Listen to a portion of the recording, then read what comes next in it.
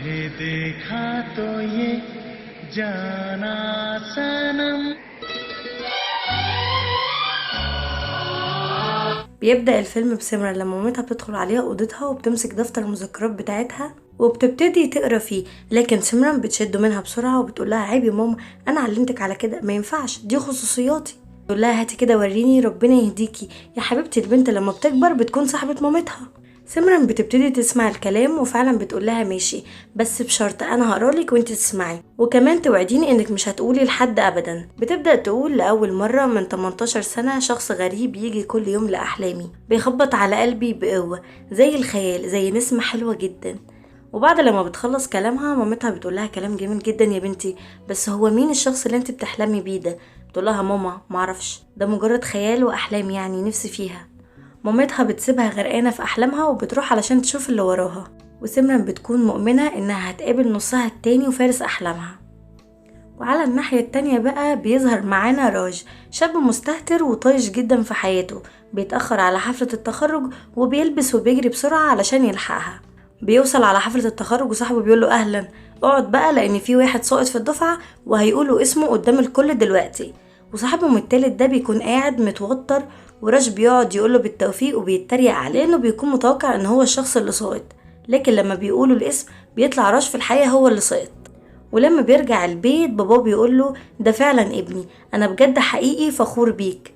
راش بيقوله بابا انت متأكد انك سمعتني كويس؟ انا بقولك سقطت. بيقوله ايوه يا حبيبي انا سمعتك كويس، ومش انا الوحيد بس اللي فخور بيك، عيلتنا كلها فخورة بيك كمان. يعني عندك كده مثلا ابو جدي ما راحش مدرسة خالص، وعندك مثلا جدي سقط في سنة 4 ابتدائي، وعندك بابايا اللي هو جدك سقط في سنة 2 اعدادي، وانا سقطت في الثانوية وانت كملت المسيرة العائلية وسقطت في الجامعة. انا حقيقي فخور بيك، انت حافظت على عادات وتقاليد العيلة يا ابني. ده طلع بس مش الابن الملسوع، دي العيلة من جذورها. بيبان ان راج متدلع جدا من باباه، على عكس سمرن اللي بتقرا الرسالة اللي جات لباباها من الهند اللي مكتوب فيها احنا لازم بقى نكمل صداقة طفولتنا ونكملها ونخليها صلة قرابة، ونخطب بنتك سمرن لابني كولجيت زي ما اتفقنا من زمان. طبعا سمرن اول لما بتقرا الكلام ده بتتفاجئ جدا وبتقوم. باباها بيفتكر ان هي قامت علشان اتكسفت، لكن هي في الحقيقة مش مكسوفة ولا حاجة، هي بس مصدومة من اللي قرته. بتروح على اوضتها وبتفضل تقطع في دفتر المذكرات بتاعتها وهي حزينة جدا، وبتقول لمامتها وانا مش من حق احلم يا ماما؟ بتقولها يا حبيبتي لا طبعا من حقك تحلمي، ويا عالي ممكن يكون الشخص اللي انت بتحلمي بيه هو كولجيتي اللي باباك اختارهولك. وبعدين بقى بنروح لراج وهو بيقنع صاحبه ان يطلعوا رحلة لأوروبا لمدة شهر، وشينا بتحاول تقنع سمرن بنفس الرحلة، لكن سمرن بتقولها مستحيل بابا يوافق، شهر وفي أوروبا انت اكيد بتهزري. شينا بتقولها انت لو جربتي مش هنخسر حاجة، اتكلمي معاه على الأقل. سمرن بتقولها تمام ماشي هجرب ان اتكلم معاه النهارده، بس ادعي معايا يكون مزاجه رايق النهارده لما يرجع بالليل. بتتكلم مع مامتها وبتقولها رحله، بتقولها ايوه، بتقولها في شهر، بتقولها ايوه في اوروبا، بتقولها ايوه يا ماما، بتقولها جميل جدا. بتقول لاختها تشوتكي اتصلي بمستشفى المجانين لان اختك اتجننت على الاخر. بتحاول تتكلم معاها تاني، بتقولها بت انا ماليش دعوه بالموضوع ده، روحي اتكلمي مع ابوكي. وده بقى باباها تشودري بيستعد علشان يقفل السوبر ماركت ويروح، لكن بيقع في طريقه صاحب راج بيكون عايز يشتري منه بيرة، لكن تشودري بيقوله ان خلاص هو بكده قفل المحل. الواد بيقوله ما تخليك بقى كل كده وتديني البيرة وخلينا ننجز. طبعا تشودري بيتعصب منه جدا وبيقوله اطلع بره يا كلب. ولما بيخرج لراج بيقوله حتى اتفه الامور مش عارف تعملها، انا هتصرف بنفسي. بيروح بقى راج وبيقول لتشودري لو سمحت ممكن تديني اسبرين؟ بيقوله بس المحل قفل يا ابني خلاص. بيقوله لو سمحت انا دماغي مصدعه جدا، هتنفجر من كتر الصداع، مش لاقي اسبرين في اي محل تاني، ممكن يغمى عليا في الطريق وانا مروح. وفعلا بيصعب عليه وبيفتح له المحل تاني مخصوص، وبيروح علشان يجيب له الاسبرين، وبيحاول يقوله ان هو هياخد ازاز البيره دي لاصحابه مش ليه، معاه بالمره يعني. لكن تشودري بيقوله هو متعصب بتحاول تخدعني يا ولد وتضحك عليا، وبيزعله وبيطرده، لكن راج بياخدها غصب عنه وبيرميله الفلوس في وشه وبيطلع يجري. طبعا دي اهانه ليه جدا. بيرجع البيت وهو مزاجه متعكر جدا، الظاهر ان شينا صاحبه سمرن دعت عليها مش دعت لها ابدا. وتاني يوم الصبح بتقوم سمرن وبتعمل طقوس الصلاه للصنم علشان تبان لباباها قد ايه هي بنت هنديه اصيله، وبتتكلم مع باباها وبتقوله بابا انا لو طلبت منك اي حاجه هتوافق؟ بيقولها قولي يا بنتي عاوزه ايه؟ بتقوله في رحله شهر لاوروبا، انا عارفة ان انت ممكن تعترض، لكن ده اعتبره اخر طلب مني. انا هسافر الهند، بلد عمري ما شفتها، وهتجوز شخص عمري ما شفته قبل كده. وفعلا بتصعب على باباها وبيوافق ان هي تروح الرحلة، وهي بتكون فرحانة جدا ومش مصدقة، وبتحضنه وبتشكره جدا. وفي يوم الرحلة سمرن بتتأخر على صاحبتها، ونفس النظام كمان راج بيتأخر على أصحابه. بيفضلوا يدوروا على أماكن الرحلة وبيكونوا عمالين يلفوا حوالين نفسهم. بتجري سمرن علشان تلحق القطر، وطبعا راج بيمدلها ايده وبيساعدها، وفعلا على آخر ثانية بيقدروا ان هما يطلعوا في القطر. الباب بيتقفل عليهم وراج بيحاول انه يفتحه لكن مش بيعرف. في الوقت ده سمرن بتكون بترتب شنطتها. راج بيقتنع بعد محاولات كتيرة ان الباب مش هيتفتح من جوه، فبيقعد جنب سمرن. سمرن بتفتح كتابها وبتبتدي تقرا فيه، لكن راج ما بيقعدش هادي ابدا. بيتكلم معاها وبيقول لها انا متهيالي شفتك في حته قبل كده، حفله روبي صح؟ بتقول له انا عمري ما رحت حفلات. بيقول لها تصدقي انا كمان اصلا بكرهها. بيتكلم معاها تاني وبيقول لها عينيكي. بتقول له خير مالها عيني؟ بيقول لها بتفكرني بحد عزيز عليا جدا. بتقول له بجد؟ ومين بقى ان شاء الله؟ بيقول لها جدتي. نفس العين سبحان الله. بتقوله لو سمحت ممكن تسيبني في حالي؟ بيقول لها اكيد اكيد مفيش مانع، وهو فعلا بيسيبها لوحدها لدرجة انه بيكون خلاص هيخش بوشه كله في الكتاب اللي هي بتقراه. وسمرن طبعا بتتعصب منه جدا. في اللحظة دي شينا صاحبتها بتيجي وبتفتح الباب، وراج بيتكلم معاها وهي بتبتدي كده تعجب بيه وبتتعرف عليه، وبتعرف ان هو اسمه راج وهو بيعرف ان اسمها شينا. راج بيرجع يقعد مع اصحابه. بيقول له ايه يا عم انت كنت فين؟ بيقول له مفيش، كنت بساعد بنت علشان تركب القطر واعجبت بيا وفلتت منها بالعافيه. وعلى الناحيه التانية بقى سمرن بتفضل تحكي لاصحابها ان هو فضل يضايقها ويعاكسها وكانت متضايقه جدا. صاحب راج بيطلع معاه دعوة لحفلة في باريس، وطبعا مش محتاجة اقول ان برضو صحاب سمرن بيطلع معاهم دعوة لنفس الحفلة. بيكونوا متحمسين جدا عشان هيرقصوا ويغنوا ويولعوا الدنيا. بتبدأ الحفلة فعلا، بس مش بيولعوا الدنيا ولا حاجة، لان الست دي بتاعة الأوبرا بتصدعهم بالجو الممل ده. بتتكلم سمرن مع شينا وبتقول لها مش قلتلكوا يا بنات ان الحفلة هتكون مملة جدا؟ شينا بتقول لها اسكتي لان الكراش بتاعي جه. راج واصحابه بيوصلوا على الحفلة. شينا بتشاور لراج وبتقول له هاي، وبيروحوا بيسلم عليها وبتقول له ليه ما تقعدوش معانا، وفعلا بيقعدوا كلهم مع بعض.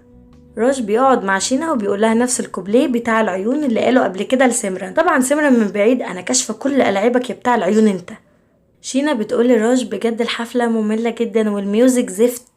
بيقول لها ما تعرفيش بقى انا قد ايه موهوب في الغنى والرقص والبيانو. بتقول له بجد انت بتعرف تعزف بيانو؟ بيقول لها ايوه طبعا. في اللحظة دي سمرن بتطلع على خشبة المسرح وبتقول أقدم لكم أكتر شخص موهوب في عزف البيانو، لو سمحتوا رحبوا معايا بمستر راج. ويا عيني راج بيروح فيها من الصدمة، والكل بيبدأ يسقف له وهو بيسقف معاهم، ومن جواه بيقول انتوا بتسقفوا على ايه يا ولاد الهبلة؟ ده انا اللي هيتسقف على قفايا دلوقتي. وبيطلع على خشبة المسرح وهو متوتر جدا، وبيقول لسمرن ورحمة أمي ما هسيبك. بيستعد راج وبياخد نفس عميق وبيعزف أحلى بيانو. بنشوف كلنا ان ده بيانو سمك يعني.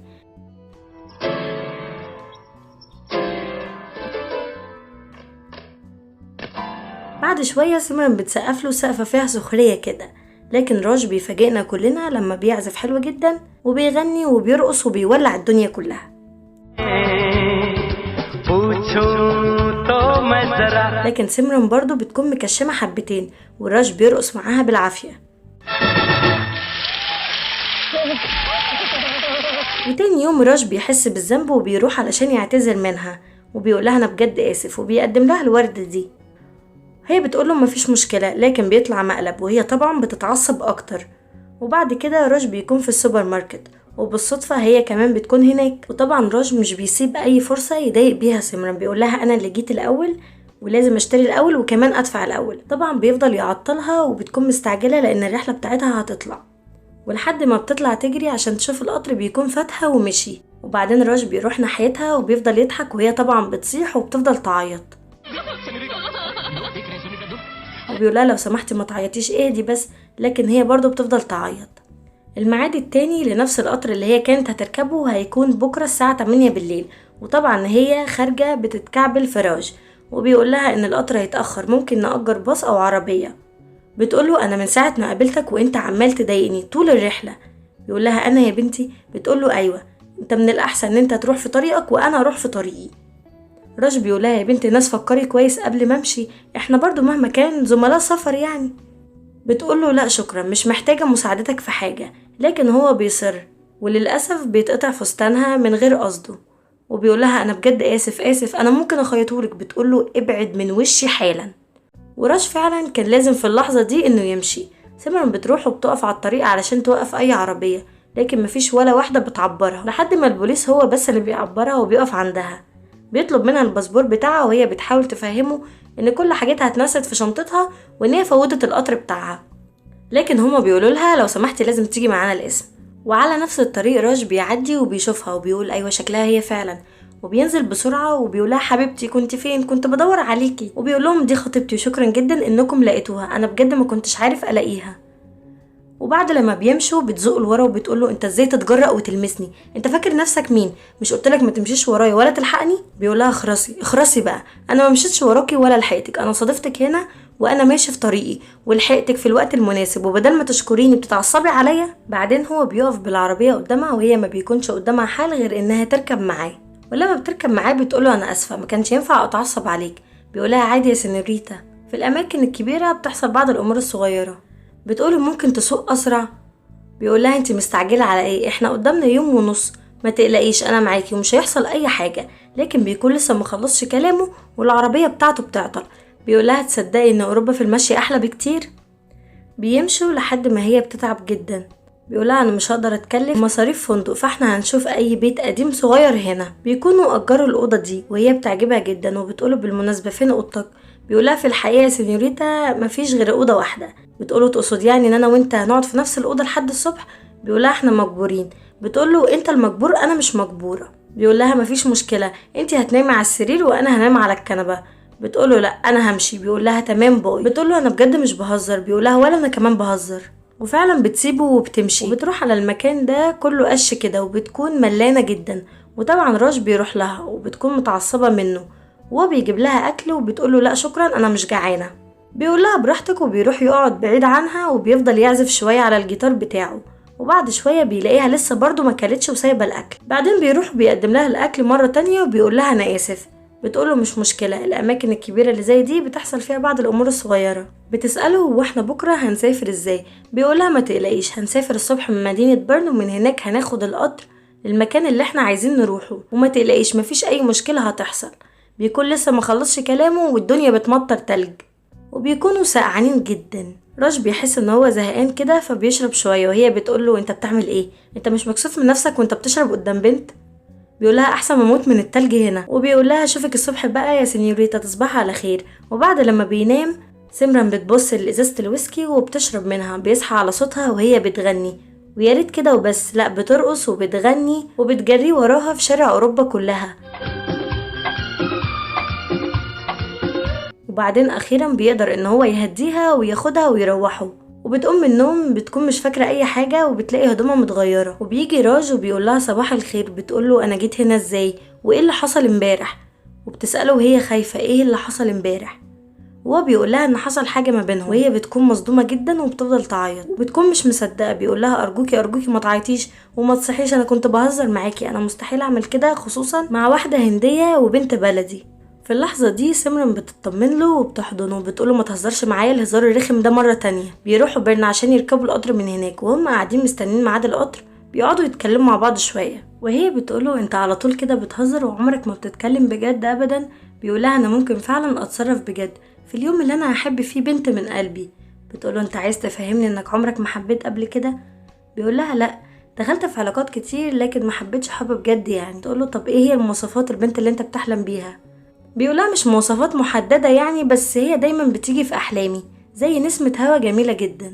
طبعا بتسرح في كلامه لان دي نفس احلامها بالظبط. بيقولها هو انتي ما عندكيش احلام زي دي. بتقوله لا ابدا، انا اصلا مخطوبة. هو بيقولها وخطيبك ده بقى منين، من الهند ولا فين، وطويل ولا قصير، حلو ووسيم يعني. بتقوله انا اصلا عمري ما شفته قبل كده. بيقولها انت اكيد بتهزري، انت هتتجوزي شخص عمرك ما شفتيه. بتقوله بابا هو اللي اختارهولي واكيد هو الافضل، وبيسألها اذا كانت سعيدة بده. وفي اللحظة دي بتسكت والقطر بيجي، وبتقوله انا مش مستعدة افوت القطر مرة تانية. وبتسيبه وبتقوم، وبيوصلوا وبيقابلوا اصحابهم وبيجمعوا كل صور الرحلة علشان يودعوا بعض، وبتعزمهم على فرحها. في الوقت ده راج بيكون متضايق وقبل ما يروحوا خلاص بيكون راج قاعد وبيعزف كالعادة. بتروح له سمرن وبتقف معاه وبيبصلها كده بصة هادية وبتقوله خير في ايه. بيقولها انا عايزة اقولك على حاجة مهمة جدا، بصي كده انا بصراحة بحبك. سمرن بتتصدم جدا، لكن كده بعد شوية بيبتدي يضحك في وشها وبيقولها انت صدقتي انا بهزر معاكي. بيقولها لحد دلوقتي يا سينيوريتا انت معرفتيش شخصيتي واني مش بتكلم كلمتين جد على بعض. وبعدين بتسيبه وبتمشي لان القطر بيكون خلاص هيمشي، وبيوصلوا اخيرا لندن وكلهم بيودعوا بعض. وقبل ما بيمشي بتقوله صحيح نسيت تديني عنوانك علشان ابعتلك دعوة لفرحي، انت اكيد هتيجي صح؟ بيقولها لا انا مش هاجي، انا مستحيل اجي. وبعدين بيسيبها وبيمشي. في اللحظة دي سمرن مشاعرها بتتلخبط، حتى هو كمان بيعرفوا في اللحظة دي ان هم خلاص بيحبوا بعض. بتوصل البيت وبتتكلم مع مامتها وبتقولها فاكرة الاحلام اللي كنت دايما بحكيلك عليها؟ الشخص اللي كان دايما بيجي في احلامي انا قابلته. ايوه يا ماما، انا لما عرفت اني مخطوبة لكولجيت رضيت بنصيبي، لكن ما كنتش اعرف ان القدر مخبيلي كل ده. انا فعلا عرفت الحب الحقيقي. انا حتى معرفش هو بيحبني ولا لا، لكن انا مقدرش اكون لحد غيره. في اللحظة دي وهي بتكون بتتكلم باباها بيكون واقف وسامع الموضوع من الاول، وطبعا بيتعصب وعينيه بتجيب شرار كده وبيقول لها يلا بينا عشان هنروح الهند فورا وللأبد. وطبعا هي بتنهار في العياط. وعلى الناحية التانية بقى راج بيحكي انه بيحب سمرن لباباه، وبيقول له باباه ايه المشكلة؟ بيقول المشكلة ان هي تتجوز شخص تاني. باباه بيقول له ليه ما تروحش وتوقفها وتجيبها، انت اللي تستحقها لان انت اللي بتحبها بجد. راج بيقتنع بكلام باباه فعلا، وبيروح عنوان سمرن اللي هو في لندن، لكن بيتصدم جدا لما بيعرف من جارتهم ان هي خلاص سافرت الهند وبييأس. لكن بعد كده بيقرر ان هو يسافر الهند وراها. وبنروح بقى لسمرن لما بتوصل على الهند وبتكون في منتهى الحزن. العيلة بتستقبلهم احسن استقبال، وهو ده بقى كولجيت اللي لما بتشوفه سمرن ما بتكونش طايقاه ولا طايقة نفسها، حتى اختها كمان مش بتكون طايقاه. سمرن مش بتكون عارفة تبطل تفكير في راج ابدا. مامتها بتتوسلها علشان تقدر تنساه، وسمرن بتقولها فعلا معاكي حق، قد ايه انا غبية، انا حتى معرفش اذا كان هو بيحبني زي ما انا بحبه ولا لا، وانا فعلا لازم انساه. فعلا سمرن بتبتدي تتأقلم مع الوضع، لكن من جواها بتكون في منتهى الحزن. وحما سمرن بيقرر ان بعد بكرة هيكون الخطوبة والفرح يوم 25 في الشهر. طبعا كلهم بيطيروا من الفرحة، لكن سمرن بيكون عقلها هو اللي هيطير من كتر الصدمة. سمرن ما بتكونش قادرة تنسى راج ابدا، حتى انها طول الوقت بتسمع عزف الجيتار بتاعه وبتفكر فيه. في يوم بتصحى من النوم على صوت عزف الجيتار بتاع راج، وبتجري بسرعة وبتلاقيه قدامها، وبتكون مش مصدقة نفسها وبتجري عليه وبتحضنه. وبتبدأ احلى اغنية في الفيلم देखा तो ये जाना सनम तुझे देखा तो ये जाना सनम. بعد كده سمرن بتقول لراج احنا لازم نهرب، بابا مش هيتقبل علاقتنا ولا حبنا ابدا. لكن راج بيقولها انا مجيتش هنا علشان خاطر اخدك واهرب، لا انا مش هاخدك من ورا اهلك ومش هتجوزك غصب، ما تقلقيش انا هاخدك برضاهم. والله انا مش عارفه يا راج يا ابني انت جايب الثقه دي كلها منين؟ البنت مخطوبه وهتتجوز كمان يومين. المهم بيسالها عن اسم خطيبها وهي بتقوله اسمه كولجيت. بيقولها ما تشيليش هم، اطمني وانا هتصرف. المهم خطيبها ده بيكون بيصطاد، وراج بينصب له فخ وهو اللي بينقذه من الفخ ده، وبيتعرف عليه وبيبقوا اصحاب. وبيقوله بالمناسبه انت منين؟ بيقوله انا اصلي هندي لكن طول عمري عايش في لندن، وجيت هنا علشان اعمل مشروع ب2 مليون جنيه وعايز انزل في اي فندق لحد ما ارجع. قال له يا راجل فندق وانا موجود طبعا، والكلام ده طبعا لان الموضوع فيه 2 مليون جنيه. بياخدوا معاه البيت وبيرحبوا بيه. بابا مش بيكون متقبل الفكرة، بس لما بيعرف ان فيها كل الفلوس دي وانه غني بيرحب بيه احسن ترحيب كمان، وبيقول له اهلا وسهلا يا ابني نورت، وبيرحب بيه جدا. واخت كولجيت بتفضل متنحله كده وبتعجب بيه من اول ما بتشوفه. وطبعا كولجيت بيقعدوا عنده في البيت، فبياخدوا معاه للبيت اللي موجودة فيه سمرن كضيوف من اهل العريس. وهو داخل بيكون تشودري ابو سمرن هو اللي بيستقبل الضيوف، وبيتصدم جدا راج اول لما بيشوف، وبيقول مين اللي جاب صاحب السوبر ماركت هنا، وبيعرف من كولجيت ان ده يبقى ابو سمرن. وبعدين كولجيت بياخد راج علشان يعرفه على خطيبته. وطبعا سمرن اول لما بتشوف راج بتكون طايره من السعاده. راج بيندمج معاهم جدا وبيبتدي يساعدهم في التحضيرات، وتشودري طبعا بيكون لسه متعصب من اللي عمله راج في لندن. ولما كولجيت بيصحي راج علشان ياخده معاه على الصيد بيقوله ان هو تعبان ومش هيقدر يروح معاه النهارده، وبيقعد علشان يشتغل معاهم في البيت ويساعدهم في كل التحضيرات. وبيكون بيتغزل في سمرة من بعيد لبعيد، لكن البنت اللي متنحه دي بريتي هي اللي بتاخد كل الكلام ده على نفسها. وراج بيكون جنب سمرة طول الوقت، وهي طبعا بتكون مبسوطه بده جدا.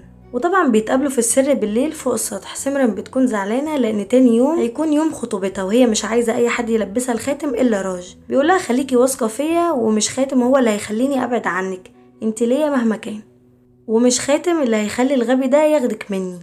وهم واقفين بيحسوا ان في حركة في الأوضة، فسمرن بتقوله شكلها اختي صحيت وبتسيبه وبتمشي بسرعة. اختها بتقولها على فكرة انا ما بحبش كولجيت ده خالص، ما تتجوزوش، ايه رأيك في راج؟ بتقولها انا عرفت كل حاجة، راج هو اللي قابلتيه في اوروبا صح؟ بتقولها ايوه صح. بتقولها ممتاز، اتجوزيه حبيته جدا. سمرن بتقولها ما تقلقيش، بوعدك اني مش هتجوز غيره. ولما بيجي وقت الخطوبة علشان يلبسوا الدبل، سمرن بتقول ان هي اتعورت في الازاز وصوابعها كلها مجروحة، وبتخليه يلبسها الخاتم في الايد التانية، وبكده محدش يقدر يلبسها خاتم الخطوبة قبل راج. وراج بيبصلها كده اللي هو يا بنت النصحة. وتاني يوم ابو كولجيت بيقترح على راج ان هو يخطب له بنته بريتي. ولا انت يا ابني عندك اعتراض ولا حاجة؟ بيقوله لا طبعا انا ما عنديش اي اعتراض، بس لازم استأذن بابايا الاول. بيقوله مفيش مشكلة، احنا نتصل بيه وهو يجي. بيقوله لا ما ينفعش، اصل هو رايح رحلة لامريكا وانا هبقى اكلمه.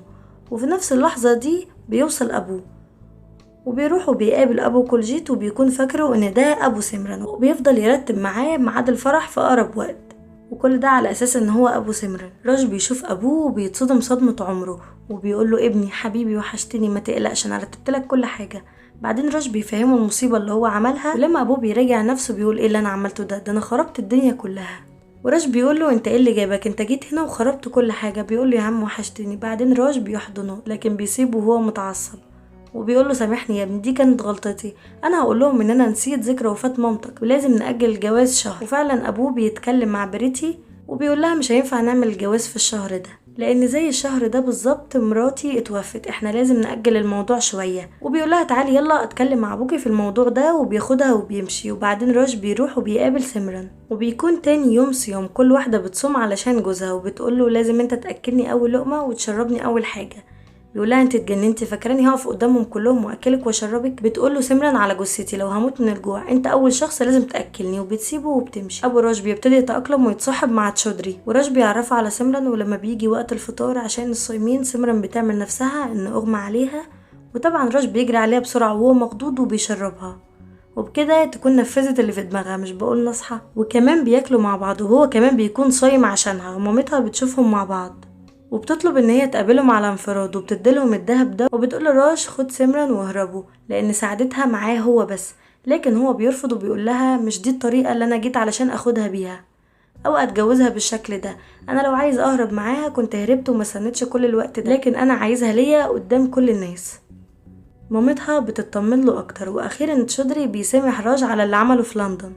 جدة سمرن بتتعب فجأة وبتكون عايزة تفرح بيها قبل ما تموت، فبيقرروا ان هما يستعجلوا في الفرح وبيقرروا ان هما يتجوزوا بكرة. راج تفكيره بيقف من كتر الصدمة ومش بيكون عارف يعمل ايه. ابوه بيقوله مفيش قدامكم حل غير انكم تهربوا، انا بكرة هستناك عند المحطة وبأي طريقة لازم تجيب سمرن وتيجي، انا عارف ان ده مش الصح لكن احنا مفيش قدامنا حل تاني. راج بيقول لسمرن ايا كان القرار اللي هاخده بكرة خليكي واثقة فيا. هما الاتنين بيكونوا في منتهى الحزن، وللأسف الصورة دي بتقع في ايد ابوها وبيعرف كل حاجة، وبيواجه راج وبيفضل يضربه وبيقوله انت خدعتني واستغلتني وكدبت عليا وكدبت علينا كلنا بوجودك بينا. بيفضل يضربه لحد ما سمرن بتجري وبتقف قدام راج وبتعيط وبتقوله مش قلتلك من الاول نهرب؟ مش قلتلك محدش هيفهمنا ولا هيستوعب حبنا ولا حد هنا هيقدرنا او يحس بينا؟ لا لا لا يا سمرن، احنا بنهرب بس من الناس الغريبة، لكن دول اهلك، ابوكي فعلا كان معاه حق، انا انسان كذاب ومخادع. وبتكون الدموع والحزن مالين عينيه، وبيرجعها لابوها وبيقوله انا ما جيتش هنا علشان اجرح قلب اي حد، وانت معاك حق، انت ادرى بمصلحتها. وبيتأسف منهم كلهم والكل بيكون في منتهى الحزن. وراج بيروح المحطة لابوه وبيسأله فين سمرن، مش بيرد عليه وبيقوله هتيجي، ابوها اكيد هيجيبها بنفسه. انا مش عارفة جايب الثقة دي منين، ما هو شاروخان بقى. ابوه بيرجع تاني لتشودري وتشودري بيرفض ان هو يسمعه او يتكلم معاه، وكمان بيغلط في ابنه. في نفس الوقت ده بيكون كولجيت اخد الرجالة وبيضربوا في راج لحد ما بيروح ابوه بيدافع عنه لكن ما بيقدرش عليهم. في الوقت ده راج بيفوق لهم وبيضربهم. بيعرفوا في البيت ان هما بيتخانقوا في المحطة وبيروحوا فورا، ومامة سمرن بتقول لسمرن قومي يلا لازم تيجي معايا. بيكون راج نازل فيهم ضرب واحد واحد لحد ما بيوصل تشودري وبيوقفوه. ابو راج بياخده وبيمشي وبيبص لسمرن وهو مش مصدق خلاص ان هو هيمشي وهيسيبها. وقبل ما القطر يتحرك ابوها بيمسكها جامد، هي بتفضل تتوسله وبتعيط وبتقوله ارجوك سيبني، لحد هو فعلا ما بيسيب ايديها وبيقول لها روحي روحي يا سمرن، محدش هيحبك او يحافظ عليكي اكتر منه. سمرن في الوقت ده مش بتكون مصدقه وبتكون مصدومه، بتجري لحبيبها راج واخيرا بيكونوا مع بعض وبيعيشوا في تبات ونبات وبيخلفوا صبيان وبنات. وتوتا توتا خلصت الحدوته، متنسوش اللايك والاشتراك. سلام.